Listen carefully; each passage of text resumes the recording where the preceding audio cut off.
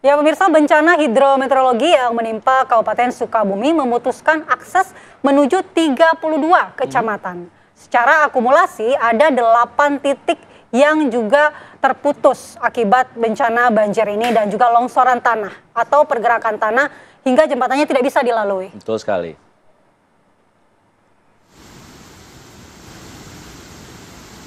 Bencana hidrometeorologi yang menimpa Kabupaten Sukabumi memutuskan akses menuju 32 kecamatan. Secara akumulasi, ada 8 titik terputusnya jalan diakibatkan longsoran tanah, pergerakan tanah, hingga jembatan yang putus. Badan SAR Nasional tengah berupaya untuk bisa menembus ke jalan yang terputus untuk bisa mengevakuasi warga yang terisolasi dan memberikan bantuan kebutuhan makanan dan logistik bagi warga terdampak bencana alam ini. Hingga saat ini beberapa tempat di wilayah Kabupaten Sukabumi terisolasi karena putus jalan hingga jalan distribusi bantuan dari pemerintah terhenti. Sementara itu jalan ambles dan pergerakan tanah di Cianjur, Jawa Barat makin meluas di 3 kecamatan. Ruas jalan penghubung dari Kecamatan Tanggaung menuju Kecamatan Kadupandak dan Kecamatan Cijati ini tergerus longsor sepanjang 20 meter. Menurut warga, jalan tersebut merupakan akses satu-satunya jalan perekonomian warga menuju Cianjur Kota. Kini warga mulai kekurangan kebutuhan sembako karena jalan tersebut amblas. Petugas dari BPBD, TNI, Polri kini sudah mendirikan posko pengungsian dan memberikan bantuan kebutuhan untuk warga yang terdampak. Dari Sukabumi dan Cianjur, Jawa Barat, tim TV One mengabarkan. Mudah-mudahan kalau itu pergerakan dari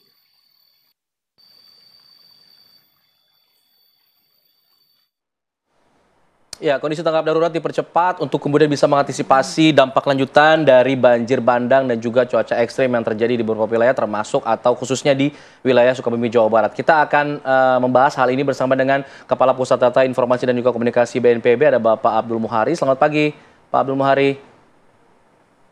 Selamat pagi, Pak. Pagi, Mas. Mbak Malan. Baik. Pak Abdul, nanti kita akan coba dalami ya mengenai kondisi tanggap darurat dan bagaimana perkembangannya sejauh ini hingga pagi hari ini. Tapi sebelum itu kita akan pantau dulu Pak bagaimana kondisi di Sukabumi, Jawa Barat, juga di Cianjur, Jawa Barat seputar banjir bandang, dampaknya seperti apa dan juga pergerakan tanah yang terjadi di Cianjur. Kita akan ke Heronsyah dulu di Cianjur, Jawa Barat untuk mengetahui bagaimana kondisinya hingga sejauh ini. Kalau kemarin kita pantau di beberapa jalan-jalan ruas utama ini masih jalannya terputus, terbelah begitu ya. Bagaimana kondisinya sejauh ini? Apakah sudah ada proses perbaikan dari petugas tempat? Heronsyah. Ya baik Alfat, Mala dan pemirsa. Kondisi pergerakan tanah yang mengakibatkan jalan amblas kemudian juga rumah-rumah rusak ini saat ini untuk jalan amblas sendiri yang ada di jalur-jalur utama antara dari Cianjur Kota menuju Kecamatan Sindang Barang yang terjadi di sepanjang Kecamatan Tanggeng ini saat ini sudah mulai diperbaiki oleh pihak PUPR secara bertahap. Perbaikan-perbaikan itu dengan menggunakan menutup dengan puing-puing. Kendaraan juga sudah mulai bisa melalui jalur tersebut dengan buka tutup. Sementara untuk longsor sendiri juga sudah mulai dibersihkan material-material longsor dari tengah jalan.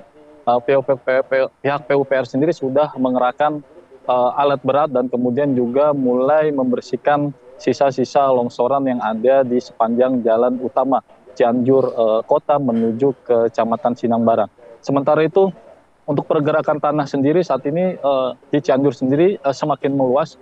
Saya berada saat ini di Kecamatan Kadupandak, di mana awalnya di Kecamatan Kadupandak ini hanya ada 2 desa, yaitu Desa Wargasari dan Desa Sukaraja yang mengalami musibah pergerakan tanah ini.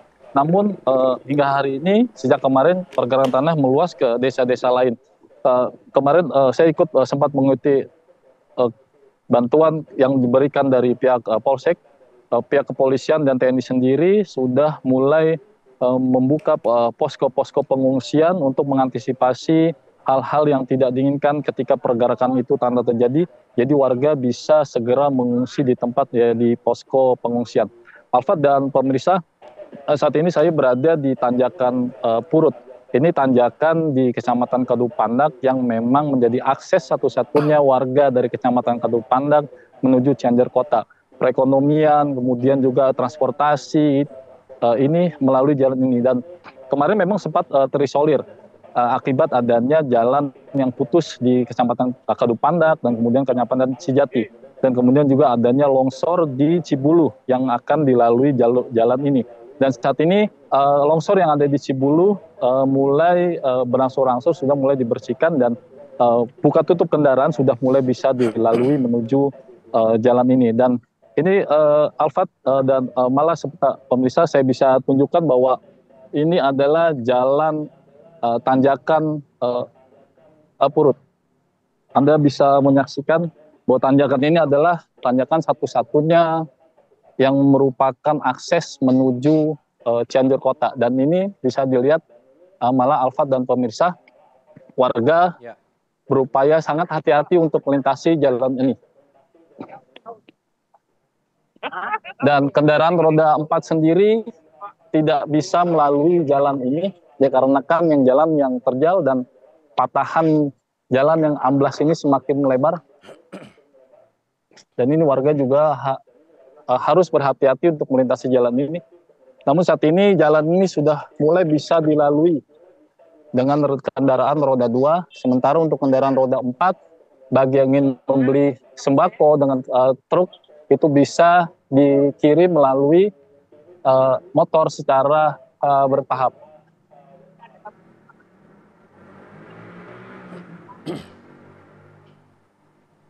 Ya, beginilah kondisi jembatan. Nah, warga mengalami jatuh akibat ya, Pak. Nah, ya beginilah setiap hari warga saat melintasi jembatan tanjakan Purut ini, jika tidak ahli dalam berkendara dan tidak bisa melihat kondisi jalan, warga pasti mengalami seperti ini.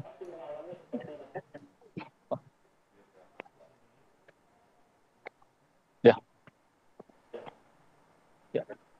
Jadi warga pun harus berhati-hati untuk mengendari jalan, dan warga berharap juga nantinya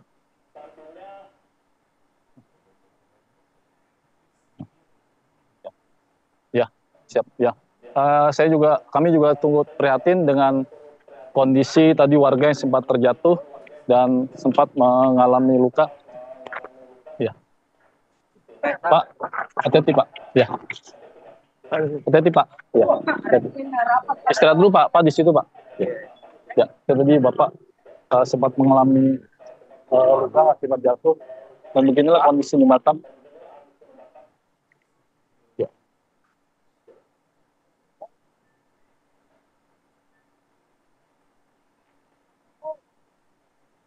Ya, oke. Ya. Demikian Alfat yang bisa saya kabarkan dari Kecamatan Kadupandak. Ya.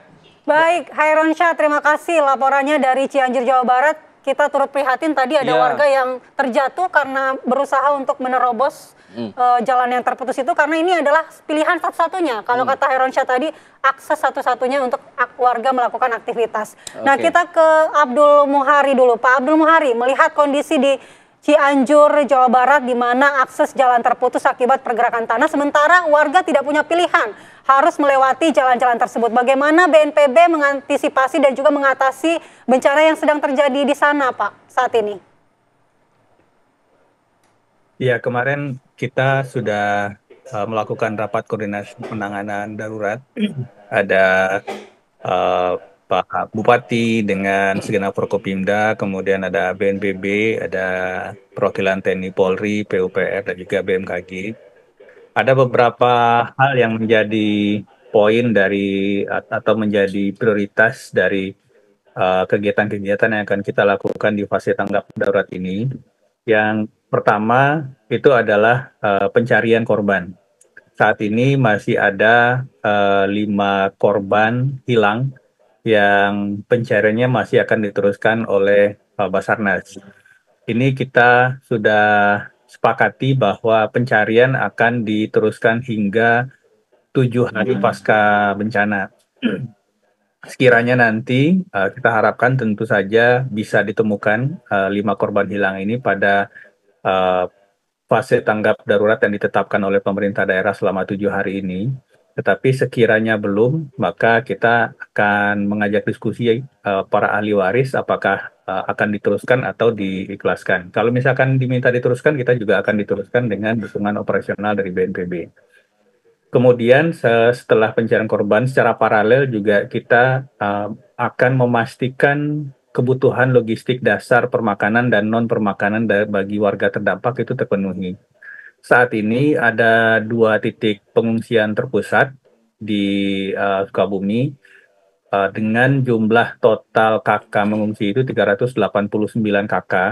Tetapi kalau untuk pengungsian terpusat itu relatif mudah untuk kita memenuhi kebutuhan logistik permakanan dan non permakanannya karena tempatnya sudah ada dan tim kita, logistik kita sudah tersedia di situ bekerja sama dengan Kemsos dan KL terkait lainnya.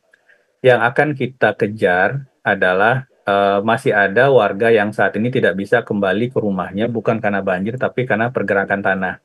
Seperti yang ditinjau kemarin oleh Bapak Wakil Presiden, ada sekitar 20 KK yang rumahnya sudah rusak dan masih ada sekitar 60 KK lainnya rumahnya itu ada di sekitar 20 rumah yang sudah rusak ini. Diasumsikan ini adalah rumah yang akan terancam dengan dampak pergerakan tanah berikutnya. Nah ini sekitar 80 KK ini sudah tidak bisa ditinggal lagi di rumahnya. Ini yang menjadi prioritas kita. Apakah kita ada 2 skema sebenarnya.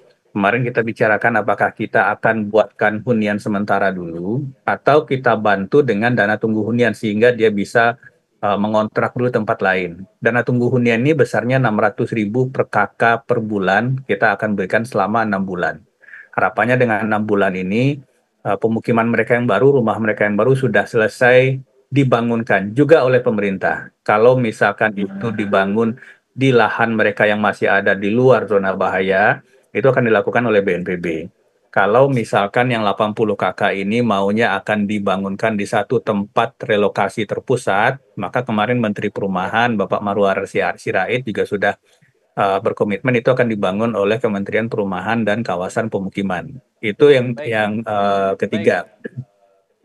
Oke, Pak Abdul, tadi kita catat ada 3 ya, berarti ada pencarian korban, lalu kemudian pendataan rumah-rumah yang terdampak dan juga pemenuhan logistik dari para pengungsi. Nanti kita akan coba dalami lagi dan juga kita akan lihat nanti seperti apa kondisi terbaru di Sukabumi. Usai jeda, nanti kita kembali lagi ya Pak ya. Kita nanti akan lihat laporan dari rekan kami Alvin di Sukabumi, Jawa Barat. Usai jeda tetap di sini di Apa Kabar Indonesia Pagi.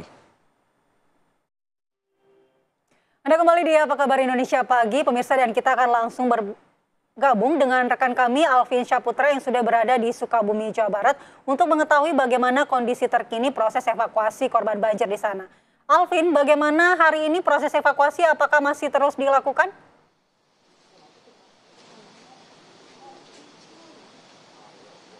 Ya baik, Andi Kumala, Alfa dan juga pemirsa, memang sudah hampir 4 hari yang lalu bencana hidrometeorologi menimpa Kabupaten Sukabumi, Jawa Barat, di mana pemirsa di sini tempat saya mengabarkan ini merupakan titik terparah yang menimpa di daerah Sagaraten, Sukabumi, Jawa Barat, di mana pemirsa ini merupakan kali yang sebelumnya pada hari Selasa itu meluap ke rumah warga yang cukup parah. Dan pemirsa di sini di tempat saya mengabarkan ini merupakan rumah warga tepat di pinggir sungai dan memang cukup parah dampaknya bagi rumah warga yang berada di sini karena memang temboknya jebol dan hancur juga pemirsa. Dan ini pemirsa bisa melihat di layar kaca situasi rumah dari salah satu warga yang terkena dampak cukup parah di daerah Sagaraten, Jawa Barat. Dan memang untuk mengetahui seperti apa lebih lanjut kronologi dan juga dari pemilik rumah, kita akan bertanya kepada, halo Pak, dengan Pak siapa nih? Iwan. Pak Iwan. Ya. Pak Jajang. Ya, Pak, bisa jelaskan nih Pak untuk kronologi awalnya seperti apa nih Pak sampai terjadinya banjir yang cukup parah nih Pak? Kronologi awal di sini kurang lebih jam 7 pagi itu belum terjadi apa-apa. Kami di sini berbarengan dengan Bapak Jajang sempat mengeluarkan hewan ternak juga dari sini, dievakuasi ke seberang ke daerah aman. Kami di sini tidak tahu akan datang banjir lebih deras lagi itu, dan kurang lebih pukul 9 debit air lebih tinggi dan sangat deras sehingga menghancurkan rumah abang saya ini itu. Jelaskan nih Pak, untuk yang rusak apa aja nih Pak dari rumah? Yang dari rumah rusaknya kandang sapi, kandang domba hancur pokoknya Mas. Terus ibu saya terus ditolongin mau kebanjiran, saya langsung harta benda mah diselamatin, nolongin ibu yang udah pikun itu. Ibu saya, cuman saya bener udah nggak ada apa-apa. Ya, coba Pak bisa ditunjukkan nih Pak yang rusak yang mana-mana aja nih Pak. Bisa. Ini yang rusak depan kamar yang sebelah sana rusak.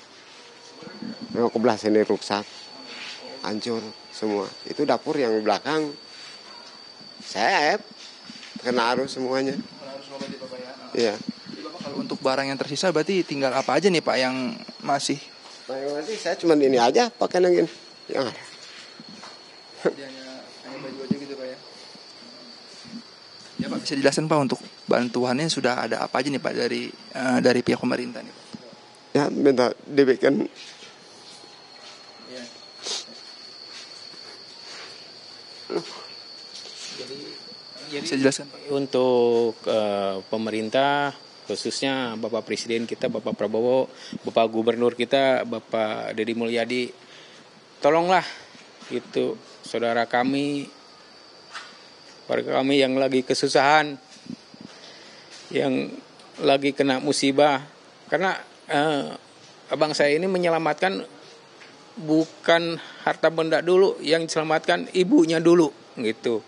Makanya tolong untuk dinas terkait minta bantuannya gitu, minta bantuannya supaya segera lekas datang, karena bangunan yang punya dia cuma ini aja, itu pun dia mengurus lansia gitu. Ya, iya. Kak, kalau untuk bantuan logistik ini di sini seperti apa nih Pak? Apakah sudah ada bantuan dari pemerintah Pak? Logistik ataupun apa sembako? Saya pengen bikin aja.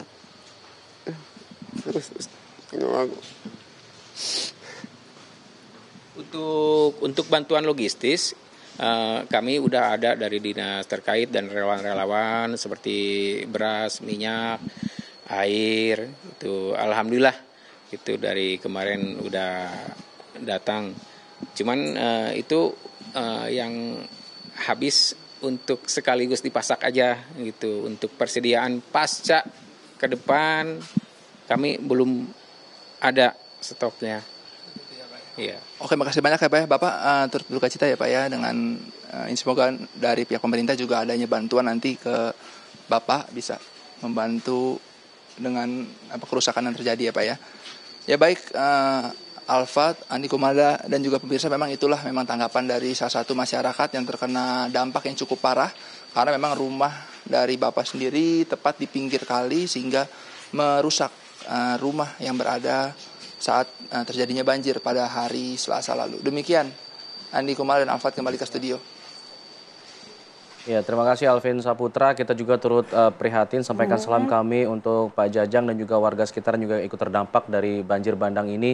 Kita akan coba konfirmasi ke Pak Abdul Muhari. Pak Abdul, kalau kita lihat tadi keluhan warga sejalan dengan fokus dari BNPB di tanggap darurat ini mengenai pembagian logistik, pendistribusian logistik dan juga relokasi dan juga perbaikan. Nah, untuk warga-warga yang terdampak seperti ini Pak, apakah perbaikannya akan diutamakan atau direlokasinya Pak yang diutamakan?